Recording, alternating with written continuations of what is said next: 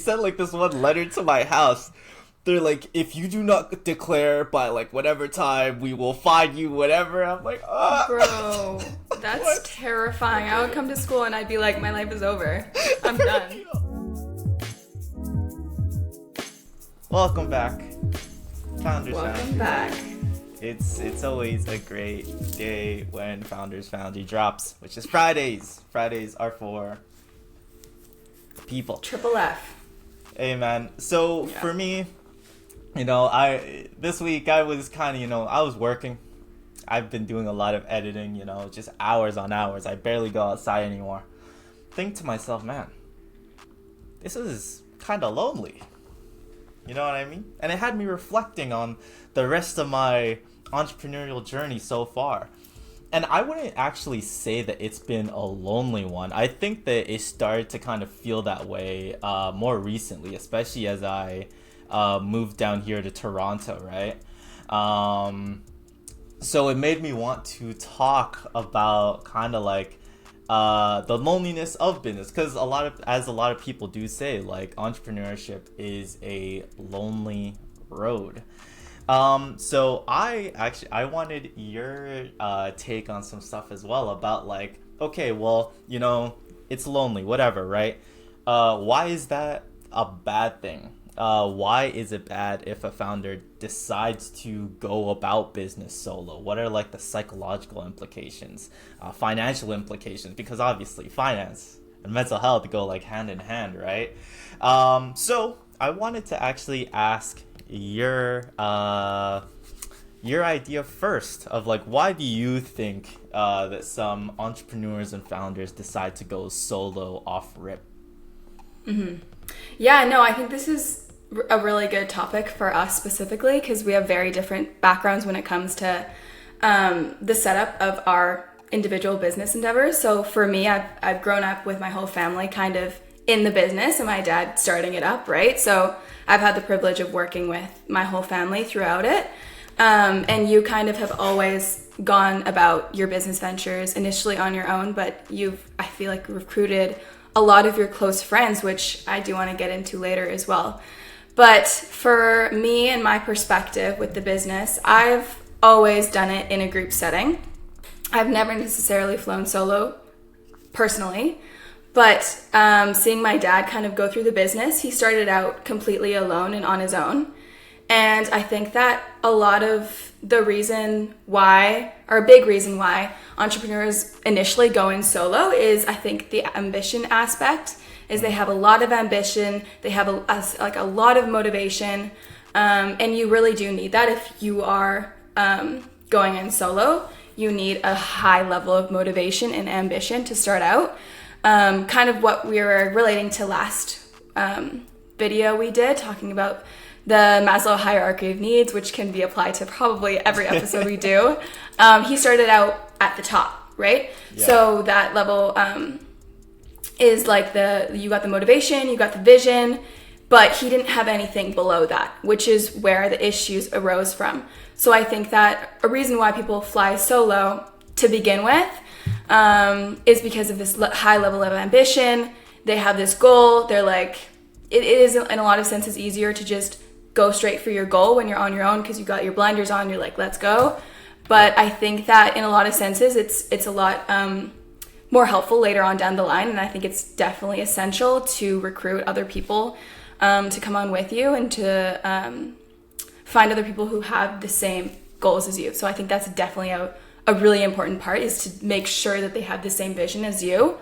But yeah, like I said, we have very different experiences. So I was just wondering, like, that's kind of what I've seen from my dad's point of view. But for you, it seems you've kind of started out on your own for most of your business adventures. And like in high school especially, like, you started out and you recruited a lot of people that were your close friends, I would say, right? Mm-hmm. So yeah, like, kind of a question back to you is, would you recommend, like, going into business with people who you would consider your friends, or you would consider to be close with? Because is that too big of a conflict of interest? Yeah. Do you find it easier because it's like you're helping each other? Does it become is there a lot of issues that arise later on down the line? I know I have some opinions about it as well with my experience, but what would you say? My experience has been somewhat of the opposite. Like, I feel like early on, I was very collaborative, right? I wanted everybody to be a part of what I was doing. I understood that, like, you can't do it alone. You know, you need people. I didn't know how to do everything, so obviously I need, like, different people to do things. My very first business was done with my two best friends, right? So early on, like, I had this understanding, but I think where things changed inside of my brain was with my first endeavor, kind of like that not working out. And you know, like, when things don't work out, it's very public, right? Because you made it public, right? There's an Instagram, you know. I talked about it a good deal. Every time I come to school, right, like, and I, like, made a post, or, like, we showed a few products, whatever, right? You come to school and, like, people ask you about it when they see you and stuff. There was a time where the only thing that, like, people knew, like, to talk to me about, like, you know, because when you try to have conversation, you try to find, like, a middle ground or whatever, right? A lot of people, like, they really couldn't find that, so they were just like, how's melting pot? I was like, guys, I am more than just melting pot, you know what I mean? But yeah, like, it was a big, I worked with Nathan. Shout out Nathan, man. He was a huge help with, like, modeling and stuff. Like, I had so many models. You were one of my models. There was Angelina, Laura modeled for one. Name dropping. Bro, I brought in the entire community, you know what I mean? Great. Kiana, she, oh my goodness, yeah, so many people helped with the project and with the vision of it. So when it didn't go well, that was a lot of people that I at least felt like I, like, let down or something, right? Or that, like, I didn't live up to the expectations that people had for, like, or maybe even what I sold of, like, yo, this is gonna be big, you know, like, I have big dreams for this, whatever. So when I tried it again, in, like, the last, like, part of high school, I think that was, like, grade 12 with the Yyetti archive. I still brought in a lot of people, but this time, like, Bevan and Phil had started their own agency. They started a website building business, and that was interesting for me because one, it was like they made something without me, you know what I mean? So I was like, damn. You know, but, like, I also understood I can't make websites. I would be useless inside of that business, right? I understood that, so I forgave them. But you're good now? Yeah, we're good. There's no beef now. Okay. But, you know, they had theirs, so I was like, okay, well, I need to keep my hands busy and stuff. So I made the Yyetti archive, and I got a lot of people's help with that. Especially, like, the very famous last drop with the hat and the shirt. I had a lot of help with that. I got investment from Praise. Praise was like, yo, I like your energy, your, like, your grind, you know, your mindset, all of that stuff. I want to get involved, right? How can I help? I'm like, hey, man, I'm accepting funds. So he invested in it. That helped a lot with, like, being able to get more product and stickers and, like, all that other stuff. But obviously it failed. So that one hurt a little bit because obviously, like, there were more people involved. I had money of my friend involved and stuff. Some people might say, like, okay, you know, like, that would create conflict and stuff. Praise is awesome. He has never texted me about, like, the essential load that he gave me, right? But every time I start something, I, like, text him, like, brother, I've not forgotten about your investment. And I take that and I've been treating it as like he invested in me. So anything I work on, I like carry it over, right? But I think it's like boundary setting and also expectation management to be able to work with friends. But for the sake of this episode, I think the biggest thing for me was that I stopped working with people and with so many people because I felt like I was letting them down every time it didn't work out. So I was like, okay, well, if I just keep this to myself and I only work on this by myself, there's no one to let down, you know? There's no one that expected, you know, whatever, right? I think that was the biggest part of it. But I think it was also a little bit of like distrust.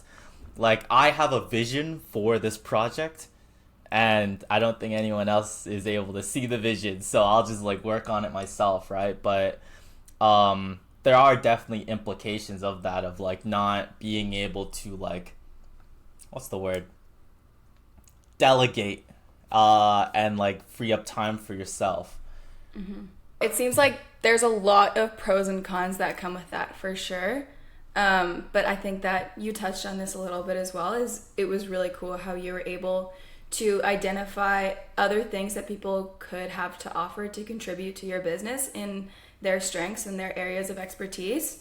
And you're able to recognize that you weren't experts in those specific areas. So you're able to include that. And then in that sense, you had like a full kind of circle.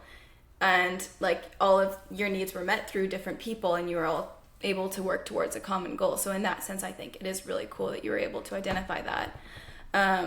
That happened with my dad as well with his business. So he started off with like this vision and this high sense of motivation, right, towards this goal. And he didn't have any of the building blocks for like business management and like the schooling behind it and stuff like that, right? So he just kind of had a vision and he rolled with it, right? Later on down the line, he lacked some organizational skills, right? Regarding business management, stock management, those types of things. Yeah. He got a business partner down the line now that's his expertise. He's so organized, like so on top of things, and that worked together so well. It was like a puzzle, like a missing puzzle piece. For me, personally, my personal experience with recruiting friends especially, I think that it is, like you said, really important to make sure that your values align and that you are able to fully communicate what the vision is and what the goals are behind it. Because if you have differing visions, then it's gonna come out in the way that you conduct business and basically every sense of it. But yeah, for me, when I was going into the business, I kind of have my own product line that I run on my own now, and I have for a little while. So in that sense, I was and still am flying solo in a sense. But there were times when I would go to shows, different consumer shows, and I would need somebody to work with me. And my first thought would be, I want to help out my friends. I know there's a lot of money that can be made in this sense. I can teach them, I can train them. I've been doing this my whole life. I know everything there is to know about it. I know how they work. I know their dynamic. I want to help them so bad. I want them to be a part of this. Like, that would be my first thought, right? Yeah. But then I had to kind of step back and be like, would this be the best fit for them though? Are they going to understand the vision at the end of the day? Yes, I want what's best for them. Yes, I would love for them to make as much like money that they can possibly make in this area. But yeah, you have to make sure that they'll align with also the work ethic that's required in that sense. Like the work ethic, I would say, and the vision would be the two major things. And if their personalities align as well, like direct sales and just sales in general, it's very like, you have to be very, not necessarily extroverted, but outspoken and really good at communicating with people, understanding a product, understanding the vision, like I said, and being able to communicate it to the consumers. That's a big part of it. So yeah, like for me, like a lot of my friends would work with it, but I found the best person that was a fit for that was Shirley.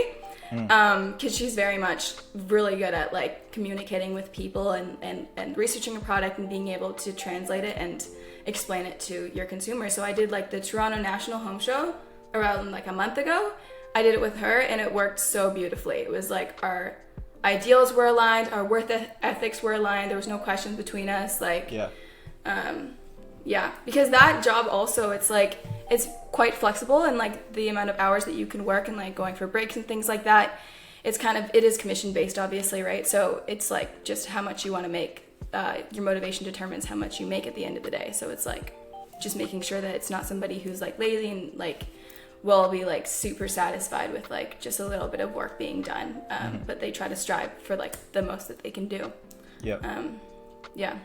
I like that is right on the money. Like I have been very fortunate that my the people that are very close to me, that I continue to work with from high school, are people that are very ambitious, right?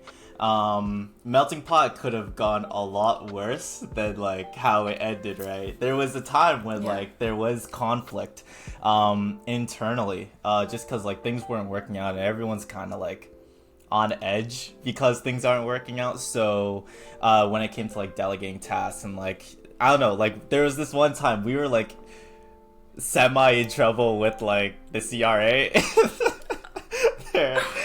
So like, because they wanted us to like declare how much we made and stuff, and we were late on that because we made nothing. So we're like, what do we even do with this? We're like, how old, right? Like we're like 14. No, we're like, that's terrifying. That's so terrifying. Oh my goodness, they sent like this one letter to my house.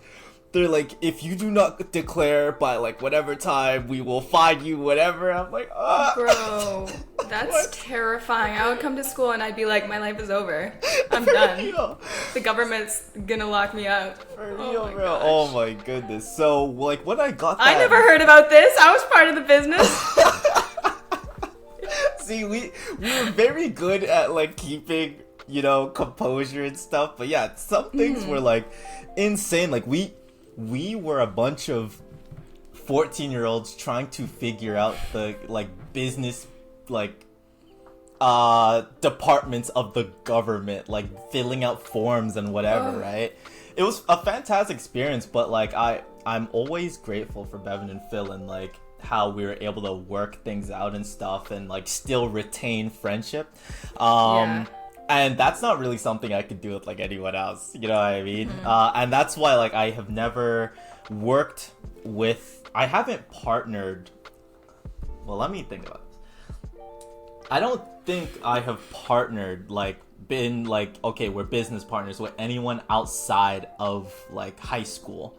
I've grown up with every single person that like I've worked with, and it really does just come down to like trust. Like I will very easily work with people I've known for like a decade, right? People that I've just known for like 2 years. I'm very close with like a lot of people down here in Toronto, but it's just like there is a lot of like, I'm a doubtful person. I'm very cautious. So like, especially when you like look at shows like The Social Network or The Founder, stuff like that, it's like I have such a deep fear of being screwed over. So yeah, and I never want to be in a situation where somebody suspects me of possibly screwing them over, and then like, you know, all the politics in that. So sometimes I just find myself working on things by myself, but the doubt kind of overtakes the motivation in that sense. Yeah, I can see that, especially in today's day and age, like so many scammers going around. It's difficult for sure. That's what I'm saying.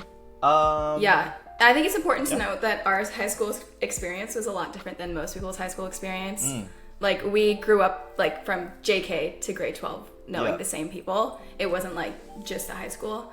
And I think we were pretty blessed with the people that we had in high school. We had a good high school experience, and like we connected with friends there. I think people usually connect with friends in high school or in university, and I've made some university connections for sure, but I think majority is still from high school in my experience. But yeah, and that was a hard thing for me to adjust to, right? Like I know for a lot of you guys that stayed in BC, like you still have like those close people around and stuff, right? Like when I flew to Toronto, like I knew inside of my head, like I'm going into a world where I know absolutely no one, right? Yeah.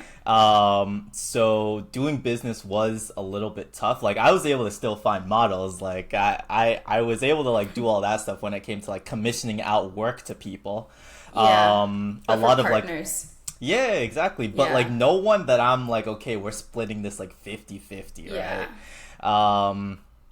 And yeah, there's even like financial implications to that, right? Like melting pot, like everything was paid for. I only had to pay for a third of everything, right? Actually, technically, I gave more than a third, but you know, whatever. Your opinion. Allegedly. Let's hear the other side of the story. Well. Bro, I put so anyways, so yeah, like there was definitely a difference when like the Yeti archive came around and like I'm like paying for everything, right? But even in that case, like Praise came around and he wanted to invest, right? So I think like now where I'm at now, where well, I think that's interesting because like where I'm at now, it's like I've failed things a lot faster, right? And everything's just been on my own dollar. So that could be like, obviously correlation doesn't equal causation, but that is telling that like now that I'm doing a lot of things solo, like failure is coming faster and stuff, and You're I'm the iterating. Common denominator. Uh-oh. Well, let's hope that you know. Yeah. I'll put your luck up for sure. Bing bong. Yeah, no, I think that it's really, oh shoot, I had a really good point. Give me a second. It's loading. Oh, I'll cut this out. Yeah, I think it's really important also, like when you're thinking about, especially recruiting friends, to make sure that they have some sort of understanding of how business works and have some type of business mindset as well. When you're recruiting, not necessarily for like just work and commission or like just paying them to do specific jobs and stuff like that, like modeling and stuff, but when you're thinking about friends for partners in your business, I think they need to understand that in business, failure can be so inevitable. Like you're not ever going to be guaranteed something to be super successful at the end of the day. You can really just put a lot of work into something for it to just not pan out, and that's really just what you're signing up for when you're going into any kind of business venture.